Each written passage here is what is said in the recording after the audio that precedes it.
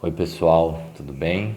Estamos aqui com a graça do nosso Senhor Jesus Cristo, com a permissão de Deus, para mais um dia de estudo. Enquanto a gente não pode estar lá na Cruzada Espírita, aqui em Olímpia, no nosso centro espírita, a Cruzada, a gente vai tentando se comunicar por aqui. Espero que todos estejam bem. Vamos dar continuidade nos estudos do Livro dos Espíritos. Bacana, nós estamos no livro 2º, capítulo 4, que fala da pluralidade das existências. Só recapitulando rapidamente, para a gente não perder, a gente iniciou o item da reencarnação, dizendo que a alma tem que reencarnar sucessivamente em diferentes corpos, para apurar, para evoluir. Falamos no item da justiça da reencarnação, onde nós debatemos sobre a questão da reencarnação ser ou não um dogma espírita.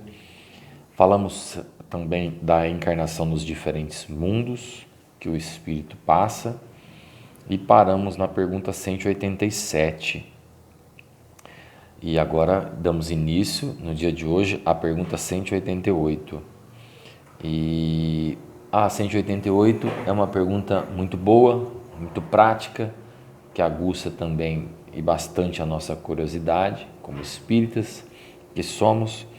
Ela vem nos trazer a indagação, a questão. Kardec questiona os espíritos na 188, quando ele pergunta se os espíritos puros habitam mundos especiais ou se encontram no espaço universal, sem estar ligados propriamente a um globo, a um planeta, certo?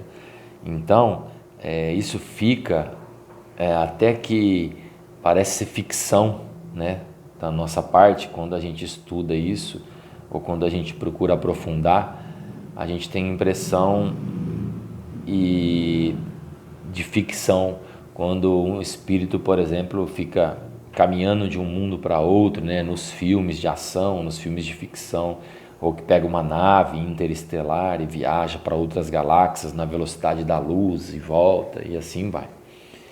Então é só uma brincadeira, um comparativo, mas a gente tem que entender que todo espírito puro, está falando aqui de espírito puro, ele está ligado a um planeta determinado, tá? É como se ali ele tivesse uma ligação, vamos dizer assim, ele tivesse ali como fosse um lugar de referência para ele, de um determinado mundo.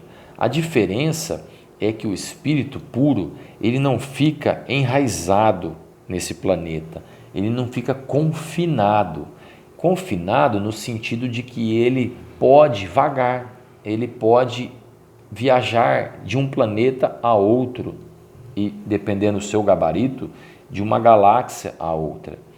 Ele está, vamos dizer assim, com afinidade em algum planeta, por ali ter um propósito, mas ele não fica confinado a este planeta. E a resposta dos espíritos é no sentido que os espíritos puros habitam determinados mundos, mas não estão confinados nesses mundos conforme os homens aqui da Terra. E pode, melhor que os outros, estar em toda parte.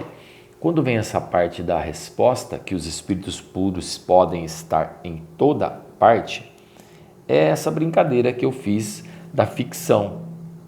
Os espíritos puros podem, através do pensamento, se fazer presente em vários lugares, migrar na velocidade do pensamento para vários lugares. Por isso que a palavra em toda parte, ela tem aqui o número 1. Olha aí no seu livro, ela está colocada aí como o número 1. É uma nota de rodapé, aonde Kardec, com seu estudo, ele aprofunda mais isso. E ele diz assim, Kardec, complementando, na nota de rodapé. Olha que interessante isso, tá? Porque a gente às vezes fica se achando, né, no planeta Terra.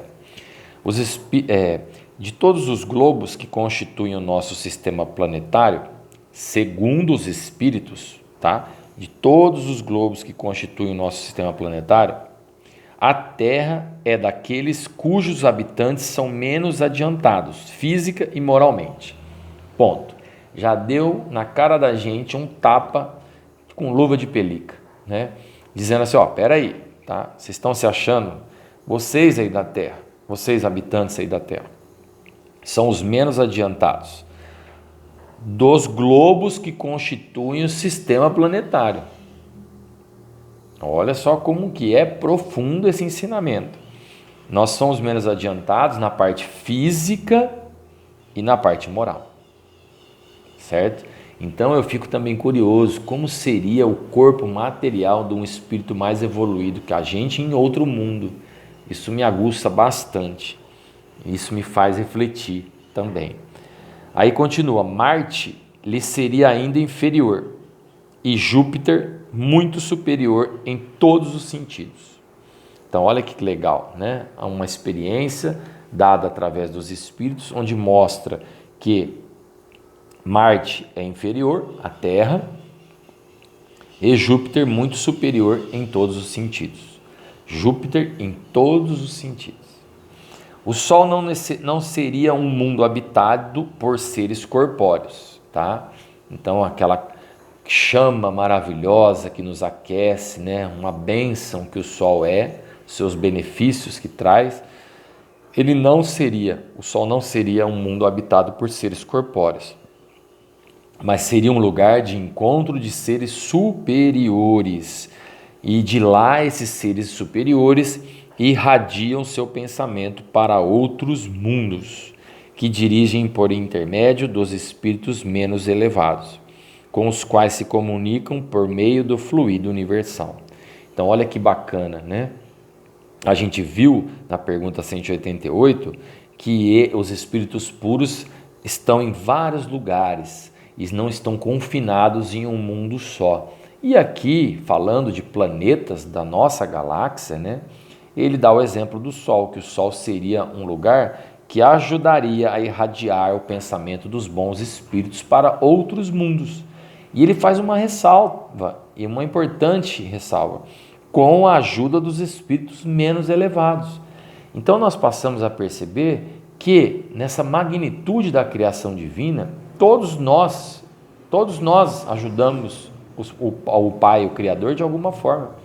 Então, quando a gente fala que até as almas mais atrasadinhas colaboram de alguma coisa para o progresso, é aí.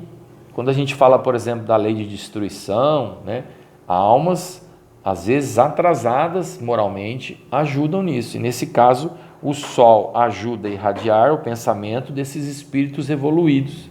E quem colabora para que chegue esses pensamentos são os espíritos menos elevados. E todos se comunicam por meio do fluido universal. Olha a perfeição da matéria criada por Deus. O fluido universal é como se fosse um meio de transporte. Exemplo, vamos dar um exemplo. Como que vocês estão ouvindo a minha voz? Se eu estivesse aqui no presencial com vocês, a minha voz, ela caminha pela matéria chamada oxigênio e chega até o sistema auditivo através do oxigênio e você ouve a vibração das minhas cordas vocais. Então, é assim que acontece com o fluido universal, tá bom? Como constituição física, o Sol seria um foco de eletricidade. Então, como constituição espiritual, o Sol é um lugar de encontro de espíritos evoluídos, certo? Para irradiar bons pensamentos, para ajudar na parte espiritual. E na parte física, ele é um foco de eletricidade. Todos os sóis, ao que parece, estariam nas mesmas condições, segundo o Livro dos Espíritos e Kardec. A explicação continua e traz uma outra curiosidade que é importante para a gente entender que o volume e o afastamento do Sol não tem nenhuma relação necessária com o grau de desenvolvimento dos mundos. pois parece que Vênus está mais adiantado que a Terra e Saturno menos que Júpiter. Ao contrário do que as pessoas pensam, não é porque os planetas estão menos ou mais afastados do Sol, ou porque são menores em volume ou maiores, que isso teria uma relação com o estado evolutivo, ou grau de desenvolvimento dos mundos e, consequentemente, de quem os habita. Não tem nada a ver uma coisa com a outra. Por exemplo, a luminosidade que o Sol exerce é material.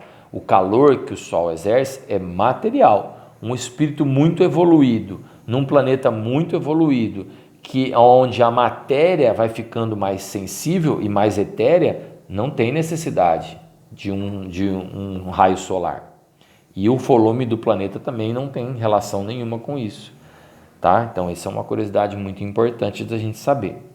Isso é bom para aprendizado, para você saber, para você aprofundar conhecimento, tá? Isso não te torna uma pessoa melhor, tá, gente? O intuito de estudar da doutrina espírita é fazer com que a gente tenha uma melhoria como ser humano, tá? Por isso que o espiritismo é uma ciência de cunho moral, tá? Muitos espíritos que animaram pessoas conhecidas na Terra disseram estar reencarnados em Júpiter, um dos mundos mais próximos da perfeição. E é de se admirar que num globo tão adiantado se encontrem homens que a opinião terrena não considerava tão elevados. Outra curiosidade, que é muito legal, a gente olha na sociedade, olha no dia a dia, nesse mundão, planeta Terra, nesse mundão, e às vezes não nota que entre nós está misturado espíritos evoluídos, que vêm aqui em missão nos ajudar, alavancar, progredir, fazer o progresso entre nós. E aí, ele traz aqui uma experiência de que entre os encarnados no mundo, aqui já encarnados na Terra, mas aqui agora estão encarnados em Júpiter, e em Júpiter é um mundo próximo da perfeição, achou engraçado ele falar isso, que os homens daqui não identificavam esse espírito evoluído. Vocês lembram no vídeo passado que a gente falou assim, que importância teria a gente identificar entre nós os espíritos evoluídos? Nenhuma, né? Nenhuma. Isso não teria objetivo nenhum, né? Nenhuma vantagem nisso, tá? Não teria nenhuma utilidade você saber quem são os espíritos evoluídos que estão no meio da gente. E aqui ele encaixa essa curiosidade, né? Que lá em Júpiter, um dos mundos mais próximos da perfeição, teria gente encarnada que já passou pela Terra e que na Terra não foi notado como espírito evoluído. Olha o nosso ego aqui, né? A gente às vezes acha uma pessoa na rua e não sabe que ali tem um espírito evoluído. Não é verdade? E às vezes, quando um espírito desse evoluído desencarna, vem uma luz maravilhosa de Jesus Cristo recebê-lo do outro lado. Então, continua. Isto, porém, nada tem de surpreendente se considerarmos que certos espíritos que habitam aquele planeta poderiam ter sido enviados à Terra em cumprimento de uma missão, que aos nossos olhos não os colocaria no primeiro plano. Então, esses espíritos, como eu disse, devem ter passado e estão entre nós para ajudar no progresso. E a gente não consegue identificar eles. Tá? O máximo que a gente pode falar é, nossa, aquela pessoa tem uma alma boa, ele é uma pessoa boa, ou ela é sofrida, como que aguenta, né? A gente não consegue identificar com a nossa limitação moral. A gente é muito atrasado para identificar. Em segundo lugar, entre a sua existência terrena e a de Júpiter, poderiam ter tido outras intermediárias, nas quais se tivessem melhorado. Então ele está querendo dizer aqui que não é porque ele está dando esse exemplo, dizendo que você já vai sair da Terra, evoluído e pular para Júpiter. Pode ser que nesse caminho tenha alguma coisa intermediária, que vai fazer você melhorar. É isso que ele quer dizer. Em terceiro lugar, naquele mundo, como no nosso, há diferentes graus de desenvolvimento. E entre esses graus pode haver a distância que separa entre nós, o selvagem, do homem civilizado. Aí ele faz um paralelo para a gente entender. não é porque você está em Júpiter que você é um espírito super evoluído. Em Júpiter mesmo, neste planeta evoluído, perto da perfeição, neste planeta Júpiter, há também diferentes níveis de estágio evolutivo. Há diferentes níveis de indivíduos encarnados. Então, não é porque está lá que só existe o ápice, que existe o mais evoluído. Em Júpiter e também existem diferentes níveis, como aqui na Terra, ele faz essa comparação, como aqui na Terra existem os selvagens e o homem civilizado. Então, tenham na mente de que em Júpiter, e como na Terra, também tem diferentes níveis de desenvolvimento e graus no próprio planeta. Assim, do fato de habitar em Júpiter, não se segue que esteja no nível dos seres mais evoluídos, como eu disse, não é porque está em Júpiter é evoluidíssimo. Da mesma maneira que uma pessoa não está no nível de um sábio do Instituto, pela simples razão de morar em Paris. Aí ele faz uma comparação, trazendo para o nosso plano aqui material, para que a gente entenda, não é porque uma pessoa estudiosa que mora em Paris, ela está no mais alto nível. As condições de longevidade não são por toda parte as mesmas da Terra. Nós já dissemos isso. Cada planeta tem uma composição, tem um fluido vital, tem um fluido que é retirado do fluido universal, que é tirado do fluido cósmico, e cada planeta tem uma constituição material. Então, se lá é diferente, a longevidade também é diferente, não sendo possível a comparação de idades, porque a idade, como a gente viu no vídeo passado, a idade, por exemplo, da infância é mais curta, em outros planetas evoluídos, mais curta do que na Terra. Uma pessoa falecida há alguns anos, quando evocada, aí os espíritos estão contando que evocaram uma pessoa falecida há alguns anos, disse que estava encarnada 6 meses antes, num mundo cujo nome é desconhecido. Interpelada sobre a idade que tinha neste mundo, respondeu: esse espírito estava encarnado em um outro mundo mais evoluído, fazia 6 meses. Interpelada, ela disse: não posso calcular a idade, não posso calcular, olha como é diferente, porque não contamos o tempo como vós. Além disso, o nosso meio de vida não é o mesmo. Olha que interessante, o nosso meio de vida não é o mesmo. A gente só acha que é desse jeito, né? A gente sempre diminui Deus quando a gente acha que a Terra é o centro do universo. Então ela não pode calcular, porque o meio de vida não é o mesmo. Desenvolvemos-nos muito mais rapidamente, tanto assim que apenas 6 dos vossos meses nele me encontro, e posso dizer quanto à inteligência, tenho 30 anos de idade terrena. Olha que interessante, como a infância é curta. Neste planeta, o espírito fala que há 6 meses ele já atingiu a idade de intelecto de uma pessoa de 30 anos de idade da Terra. Tá? Muitas respostas semelhantes foram dadas por outros espíritos e nada disso de inverossímil, né? Não é mentira. Não vemos na Terra tantos animais adquirirem em poucos meses um desenvolvimento normal. Por que não poderia dar-se o mesmo com o homem e outras esferas? Aqui ele traz uma comparação dos animais, né? Como eu disse, por exemplo, no vídeo passado, de um cavalo que nasce, logo já está andando, logo já está desmamando, logo já está correndo, comendo capim e está independente da mãe. Notemos, por outro lado, que o desenvolvimento alcançado pelo homem na Terra, na idade de 30 anos, talvez não seja mais que uma espécie de infância, comparada ao que ele deve atingir. É preciso ter uma visão bem curta para considerarmos os protótipos da criação. E seria rebaixar a divindade, acreditar que, além de nós, ela nada mais poderia criar. Como eu disse, quando a gente fica achando que nós somos o centro do universo, que o nosso corpo é o melhor, que só existe essa matéria, essa constituição física, essa constituição planetária, a gente está encurtando o poderio e a inteligência suprema do nosso Pai Criador. Então, tenhamos cuidado com isso, porque é com a razão, né, que a gente vai enfrentar as nossas curiosidades. Estamos longe, como disse, né, a planeta Terra aqui é um planeta muito atrasado, então nós estamos longe da perfeição e de atingir um patamar para entender tudo isso, mas isso serve para a gente como um consolo, como para o nosso currículo mesmo, para o nosso entendimento, e que isso aí tem que acabar refletindo na gente uma sensação de um Pai muito maravilhoso e muito grande. Então, fica a dica aí, a gente sempre imaginar a grandeza universal desse Pai bondoso, em tantos planetas habitados, tantas moradas, tantos filhos ainda sendo criados e todos voltados ao progresso. Legal? Agora a gente entra no item 4, que fala da transmigração progressiva. Esse livro meu é traduzido assim, transmigração progressiva. Eu não sei o de vocês, tá? Dá uma olhadinha aí.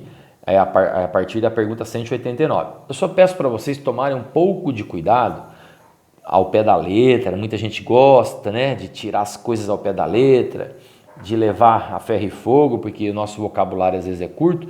Essa palavra transmigração progressiva, tá? Em algumas doutrinas, a transmigração progressiva é também, às vezes, genericamente conhecida como mentepsicose. Tomem muito cuidado com isso, tá? A transmigração é uma filosofia indiana, tá? Que foi transportada para o Egito, tá? Eu estou olhando aqui no dicionário para falar para vocês, tá bom? É sempre bom a gente olhar o livro dos Espíritos com uma ajuda externa, né? E a mentepsicose é um termo genérico, né? Que fala que a alma transmigra de um corpo para outro. E algumas doutrinas falam que a alma transmigra às vezes para animais. Então a doutrina espírita não fala disso. Nós nunca vamos reencarnar em outro corpo que não seja um corpo destinado ao espírito, né, ao humano que a gente conhece, essa forma que a gente conhece. A gente não transmigra e nem ocorre a mentepsicose da nossa alma para corpos de animais, ou seja, para corpos diferentes desses que são apropriados para o desenvolvimento da inteligência, acoplar o espírito que é inteligente ao corpo humano. Então tomem cuidado com isso. Transmigração, acredita algumas doutrinas que a gente pode voltar no corpo de animais. Não é o nosso caso, tá? Mas esse termo talvez era um termo muito debatido e muito aguçado na época em que o Livro dos Espíritos sofreu a codificação. A 189 diz assim: desde o princípio da sua formação, o espírito goza da plenitude de suas faculdades. Olha que curioso. Então, para na pergunta antes de ler a resposta. É da pergunta que a gente extrai já um monte de coisa. Desde o princípio da sua formação. Qual formação? Do espírito, da nossa criação. Então, primeiro ponto, nós não sabemos quando nós, espíritos inteligentes, fomos criados. Mas isso não convém agora, tá? Então, a gente sabe que nós somos criados simples e ignorantes. Já vimos isso. Então, na Gênese, por exemplo, vem a explicação, tá? Ele goza de todas as suas faculdades. Quando a gente fala assim, Deus criou a gente simples e ignorante. Então, a gente sabe que essa simplicidade, essa ignorância, não está contida em nós todas as faculdades. Então a resposta já é não, mas vamos ficar ainda na pergunta. Raciocina comigo. Nós nascemos, fomos criados simples e ignorantes. Então já expliquei isso, vamos ratificar, vamos confirmar. Você tem mais instinto que inteligência. Então a inteligência, quando você é criado, é um germe pequenininho, mal comparando é um germe, tá? Então na Gênese, o espírito nasce simples e ele usa a sua inteligência para desenvolver o livre-arbítrio. O livre-arbítrio é a vontade, certo? Então, o que acontece? Quando você vai usando e desenvolvendo a sua inteligência, você vai aumentando a sua inteligência, vai diminuindo o seu aspecto instintivo. Então, as suas faculdades vão sendo melhoradas e aumentadas. Então, desde o princípio, a gente usa a plenitude das nossas faculdades? Não. Então, a principal faculdade desde o início é a inteligência. por isso que assim, a gente se difere dos animais. Não porque o espírito, como homem, tem também a sua infância. Então ele diz que lá, quando a gente é criado como espírito, a gente também tem uma infância. Pensa num bebê aqui na Terra, uma criança. Em sua origem, os espíritos não têm mais do que uma existência instintiva, possuindo apenas a consciência de si mesmo e de seus atos. Olha o pouquinho que ele tem, né? Bastante instinto e pouca consciência dos seus atos. Por isso que ele não é punido por Deus na mesma proporção que a gente é. Só um pouco a pouco a inteligência se desenvolve. De pouco a pouco a inteligência vai se desenvolvendo. E ele vai ficando menos instintivo e sabendo usar a sua vontade, o seu livre-arbítrio para fazer o bem. E por que ele vai caminhando para o bem? Porque com a inteligência ele usa o livre-arbítrio e vai vendo que o bem lhe deixa mais feliz e que o mal lhe deixa mais triste. Então Deus permite que haja o mal, porque do mal a gente tira o bem. E é assim que a gente evolui. 190. Qual é o estado da alma em sua primeira encarnação? Nós já falamos. Primeira encarnação é a fase da infância, bem ensaiando para a vida, bem começando, o germe da vida, né? Talvez a gente está ali num corpo de um selvagem muito parecido com um macaco, por exemplo. Então, o estado da infância na vida corpórea é o estado da infância na vida corpórea. Então, ele compara o espírito, no início do espírito, ao estado da infância na vida corpórea. Uma criança recém-nascida, o que ela pode fazer? Ela está ensaiando para a vida. Sua inteligência apenas desabrocha. Ela ensaia para a vida. 191. As almas dos nossos selvagens estão no estado da infância? Sim, de um modo relativo, tá? Sim, estado da infância. Porque na selvageria, vamos dizer assim, né? Nessa fase de estado selvagem que nossos irmãos se encontram, eles já desenvolveram alguma coisa. Eles já desenvolveram vontades, por exemplo, e paixões. A resposta fala, pois já são almas desenvolvidas, dotadas de paixões. Olha que curioso, a gente acha que paixão é só esse amor, namorar, casar, eu sou apaixonado por isso, sou apaixonado por aquilo, sou apaixonado por determinada pessoa. Não é isso. As paixões são aquilo que talvez, as paixões são aquilo que mais nos prende ao planeta. E essas paixões, elas vão se desenvolvendo e depois elas vão através da inteligência nós vamos vendo nessas paixões o que é necessário para a gente, para um mundo mais feliz, e o que é desnecessário a gente joga fora. Então o egoísmo, o orgulho, a gente vai entendendo que isso não presta com o desenvolvimento da inteligência. Então na vida selvagem já somos dotados de paixões, tá? Então é uma infância relativa, porque às vezes a gente acha que o homem da caverna é a primeira encarnação. Não é assim. A 191A diz, as paixões então indicam desenvolvimento? Desenvolvimento sim, como nós vimos agora. Por quê? Porque ele já deu uma desenvolvida, mesmo sendo um homem das cavernas, ele já deu uma evoluidinha, já é dotado de paixão. É de desenvolvimento, é um sinal de desenvolvimento, já está desenvolvendo, só que não de perfeição, muito longe de perfeição, principalmente porque está dotado somente de paixão, tá? Então desenvolvimento sim, mas não perfeição. São um sinal de atividade e de consciência própria. Na alma primitiva, a inteligência e a vida estão em estado de germes. Olha que bacana, né? Na alma primitiva, a inteligência está ensaiando. E ele compara aqui ao estado de germes, né? É estado de germe, mas é uma diferença para os demais animais da criação, os vegetais, né? Então já somos diferentes, somos dotados de inteligência. Mas a gente ensaia, né, para a vida. Aí a pergunta 191A tem a explicação de Kardec.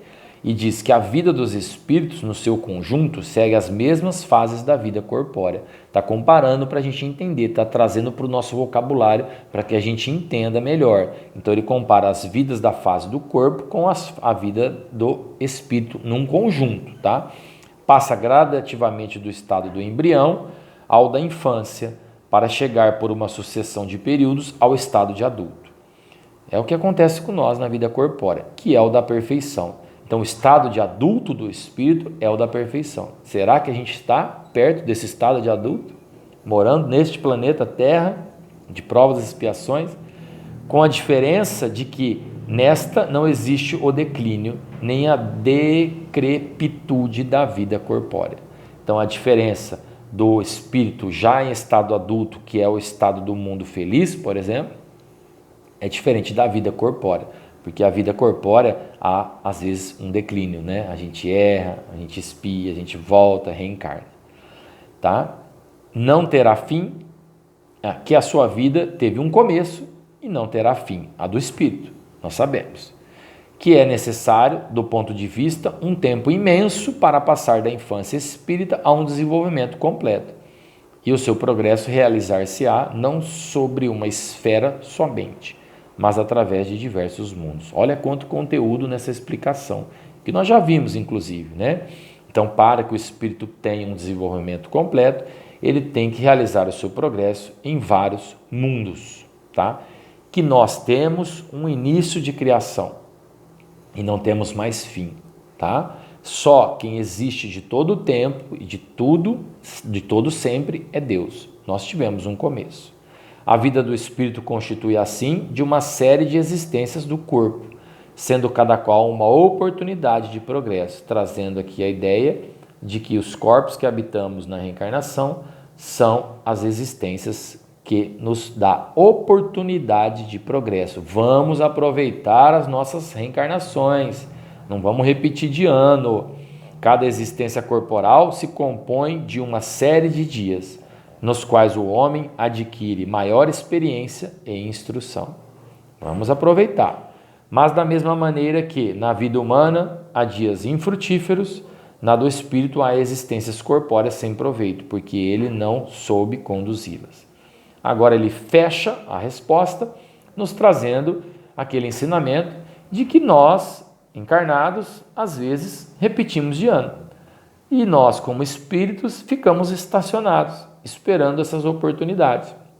Então, nessa época, agora, por exemplo, de pandemia, de vírus que estão falando tanto aí, né? As pessoas ficam todas assim, preocupadas, histeria total. A gente tem que entender que quando a gente fica muito tempo, às vezes estacionado, essas coisas acontecem. Nós não sabemos verdadeiramente qual o propósito, 100% do propósito de Deus. E também nós não devemos ficar procurando isso em mensagens mediúnicas ou cartas psicografadas, qual que seria o propósito de uma pandemia. Não, a gente tem que entender que Deus só nos traz para o caminho do amor e do bem e corrige o leme do barco. Se nós estamos com o leme do barco indo para o lugar errado, isso é uma correção, é um puxão de orelha. É a mesma coisa que a gente faz com um filho aqui na Terra. Filho, você não está estudando direito, então eu vou tirar o teu celular. E assim Deus faz conosco. Isso vai servir para cada um de uma forma, de uma experiência, e que cada um busque tirar proveito das melhores coisas e se melhorar e crescer. Ficar estacionado nas nossas existências corpóreas é ruim. Então, de vez em quando, de vez a cada muito tempo, acontecem esses empurrões para que a gente coloque a vida no eixo, no rumo certo do Evangelho. Deus não traria nada de mal para nós. E se o planeta realmente está em fase transitória ou de transição planetária para a regeneração, isso já começa a servir como um filtro. Mas temos que ter certeza no devotamento, na fé em Deus, de que Ele é o Pai bondoso. A abnegação é a gente entender cada vez mais que a gente não precisa se apegar tanto aos prazeres mundanos e aos bens materiais. E devotamento, a certeza e a fé num Pai de bondade infinita. Na próximo vídeo a gente vai para a pergunta 192, tá? Que é muito legal, a gente dá continuidade. Eu estou fazendo os vídeos curtinhos para não ficar muito cansativo e todo mundo poder dar uma olhadinha, tá bom? Muito obrigado, até o próximo.